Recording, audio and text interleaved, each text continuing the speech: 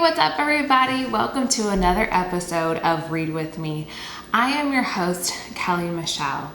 This channel focuses on reading together separately. So I choose a book, we will read that book throughout the month, and I will share my takeaways, reflections, and thoughts about the assigned chapter or chapters that we read, with the goal of reading together separately 12 books by the end of this year. So we've already gone through January through April, and today we're diving into our book for May. And the book for May is Daring Greatly by Brene Brown. And so before I get started diving into today's topic, I just wanted to have a quick disclaimer that this channel and this episode is not focused on reteaching this book or taking any of the concepts or ideas as my own, but I am simply just sharing with you my takeaways, the things that really spoke to me in this chapter, with the thought of encouraging you to read it yourself.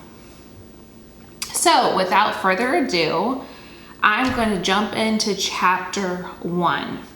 And because this book only has 7 chapters, I will be splitting a few of the chapters into 2 different episodes. And so I will let you know which ones that will be applicable to. So chapter 1 is titled Scarcity. Looking inside our culture of never enough. And here are my takeaways.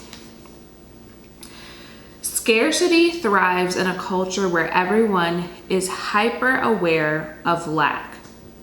Number 2, worrying about scarcity is our culture's version of post-traumatic stress.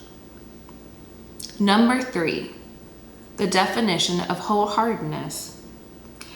And it is vulnerability and worthiness, facing uncertainty, exposure and emotional risks, and knowing I am enough.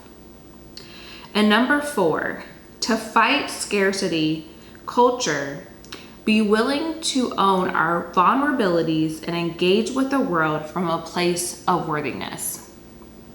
And so, like I said, I just chose a few takeaways and thoughts that really resonated with me. And as I shared in the first video, this is a book that I had already read before and I was rereading it. And I am so happy that we picked this book to be a part of this channel and this virtual book club, because as I've been reading this book, there are so many things that actually I had forgotten were in the book to begin with, because I read it close to when it came out. So I believe the date that it came out, actually I'll tell you, was published in 2012. So that's let's see, a while ago. I was trying to do the math in my head, but that was definitely a while ago that this has been published.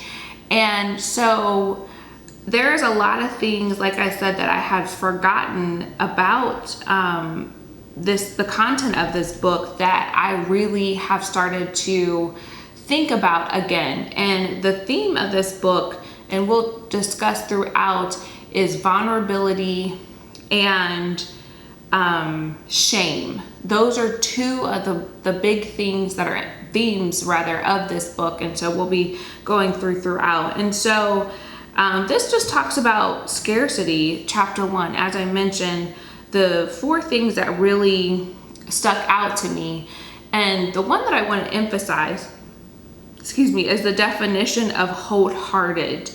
And she goes very in depth about what wholehearted means. And to live a wholehearted life, it's to face uncertainty, exposure, and emotional risk, and knowing that I am enough. And one of the stories that she has several stories in here, but one of the stories that she talks about in particular situations, knowing that I am enough and what that means. And so I'm not going to give it away. I want to encourage you, if you have not read chapter 1, read chapter 1. Really open up your mind, open up your heart. I have learned so many things just in this first chapter that have really impacted me that I can take away, going forward. So those are my thoughts for chapter 1. Next time, I will be reviewing chapter 2. I always like to leave you with a couple of things. Take some time to read today, 30 minutes, 15 minutes, however much time that you can allot to reading, to engage in a great story or to learn something new. If you are enjoying this channel, please like, comment, share, and subscribe. I definitely want this channel to grow and for us to have a huge virtual book club community. Thank you so much for joining me today, and until next time, happy reading.